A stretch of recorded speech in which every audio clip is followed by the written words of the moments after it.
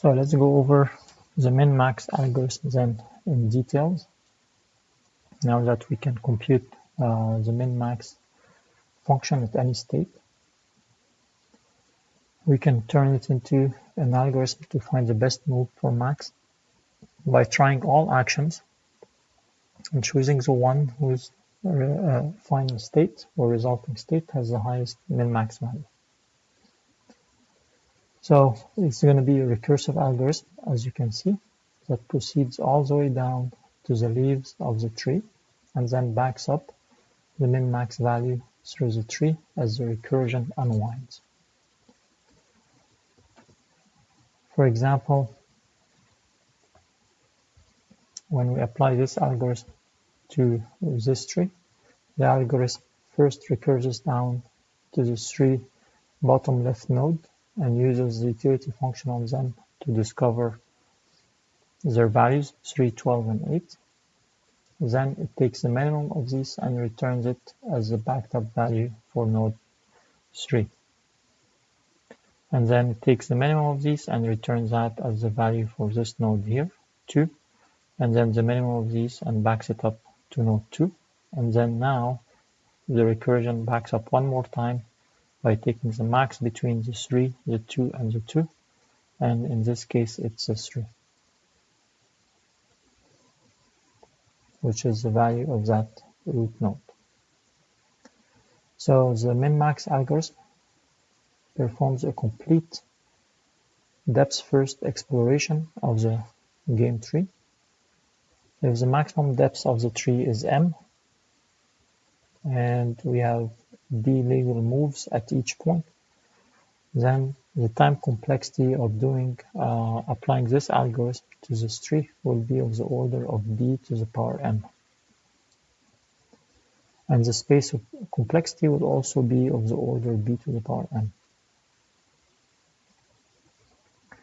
Now, the fact that the complexities are exponential makes this algorithm not really suitable for complex games. For example, chess has a branching factor of about 35, and the average game depth is about 80 ply or 80 layer. So it's not feasible to search 35 to the power 80 states. Min-max does, however, serve as the basis for the mathematical analysis of games. So by approximating the min-max analysis in various ways, we can derive more practical algorithms like pruning and so on.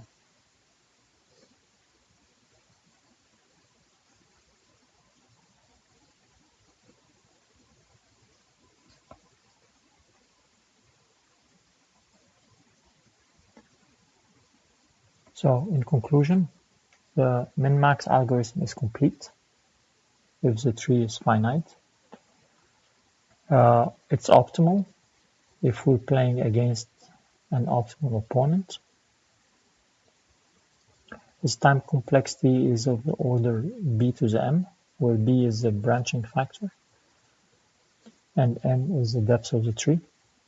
And the space complexity is bm, because we do depth first exploration. And for chess, we said b is about 35 and m is about 100. So that's impossible to do 35 to the power 100. That would take too long. Okay. So, and that's the motivation for us to the first alternative, which is alpha beta pruning, because essentially we don't need to explore every possible path in the tree. Okay, so we don't need to apply our recursion to every possible path. And that's the idea behind alpha beta pruning. So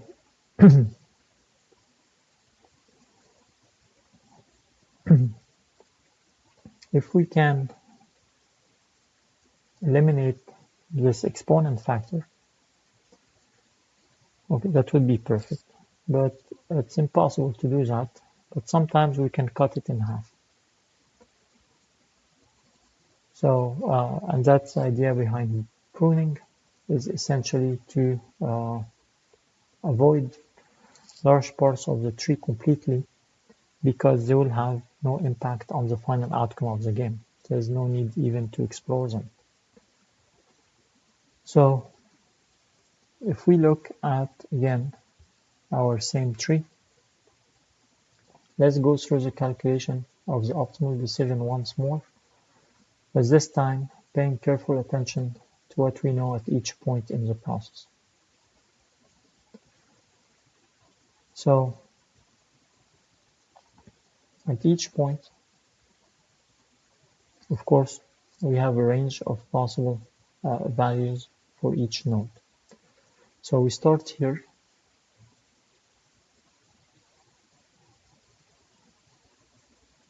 with a value of 3, which is the leaf behind this very first leftmost node here. And so we say that this node right here has a min value of at most 3. The second leaf behind this point has a value of 12. Okay, and min would avoid this move. So the value of b is still at most 3.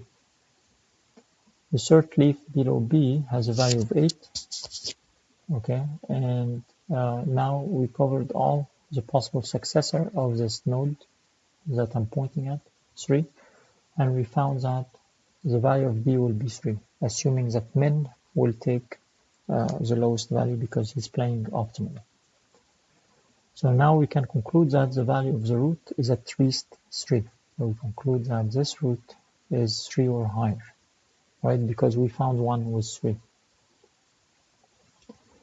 Now, if we move on to the next node, we can see that the first one option here for min is to take the 2.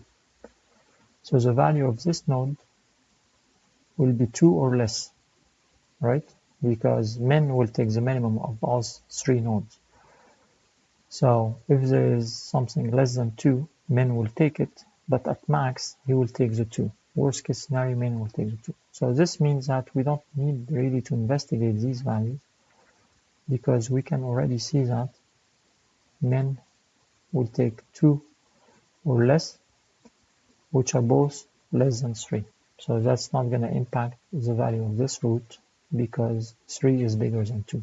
So regardless of what happens on this side of the tree, that's not going to impact the value of the root because the root will take this pass anyway, right?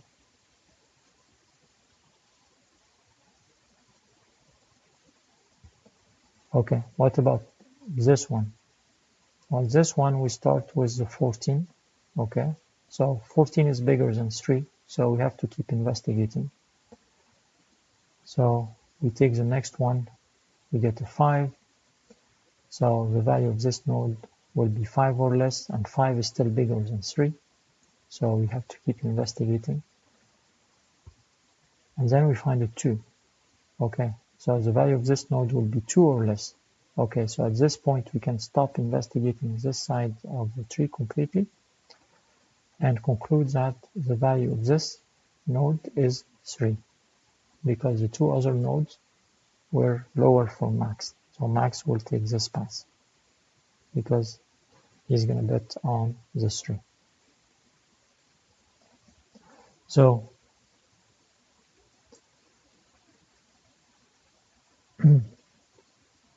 this is how we avoided essentially 2 function calculation in that case, which are here. So in other words, then we can say that the value of the root, which is min-max decision, is independent of the values of the leaves x and y here, right? Regardless of these values, the value of the root is 3. Therefore, if these 3 had more expansion under them, we can prune them completely. We can just ignore everything that happens down here. So alpha-beta pruning can be applied to trees of any depth, and it's often possible to prune entire subtrees rather than just leaves. Now, the general idea is the same, that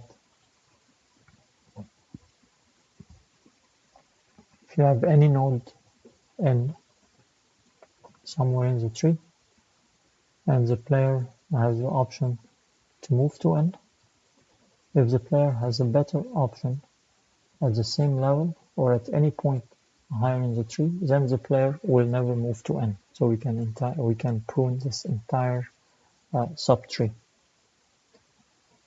So once we have found out enough about n by examining some of his descendants, then we can prune it. Okay. So in this case, alpha is the best value to max found so far of the current path. If v is worse than alpha, max will avoid it. Prune that branch. Okay.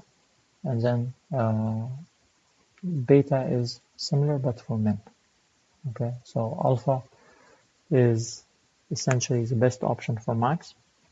We will trim anything lower than it, and beta is going to be the best option for min, and we will trim any subtree that's higher than beta. So remember that min-max search is a depth first search.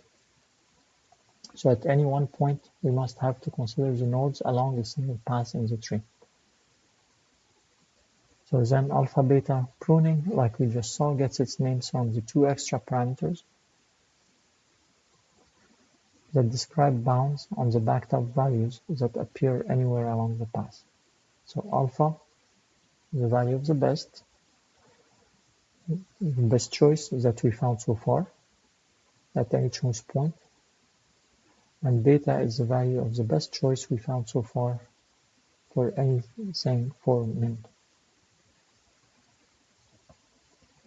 And now we can look at the alpha beta algorithm.